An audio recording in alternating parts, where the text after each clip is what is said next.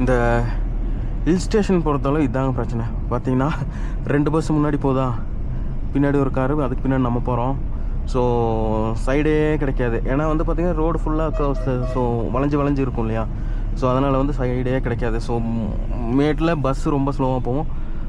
அதுக்கு ஏற்ற மாதிரி நம்மளும் பின்னாடி ரொம்ப ஸ்லோவாக போக வேண்டியதாக இருக்கும். ஓவர்டேக் பண்ணுற மாதிரி பண்ணுவாங்க, திருப்பி வந்துடுவாங்க.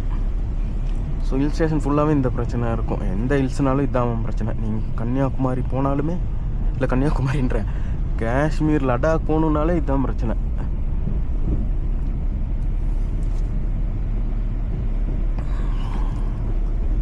ஸோ இது வந்து பார்த்திங்கன்னா கோயம்புத்தூர் போகிறதுக்கு இன்னொரு வழி. ஸோ நிறைய பேர் வந்து பார்த்திங்கன்னா குன்னூர்லேருந்து அப்படி ஊட்டி வருவீங்க இல்லையா. ஸோ அது வந்து செம டிராஃபிக் ஆகும் சீசன் டைமில். ஸோ இது வந்து இன்னொரு ஆல்டர்னேட்டிவ் வே. ஸோ இதில் போனீங்க அப்படின்னா நம்ம குன்னூருக்கு முன்னாடி ஒரு இடம் போவோம். ஸோ அங்கேருந்து குன்னூர் போய்க்கலாம்.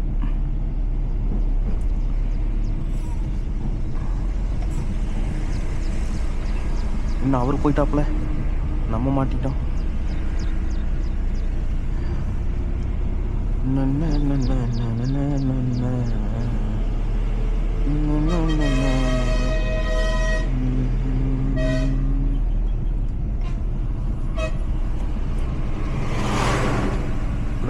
திடீர்னு வண்டி வந்துச்சுன்னு வைங்களேன், நம்மளால் ஒன்றும் பண்ண முடியாது. ஆமாம், ஓகே, வேண்டாம்.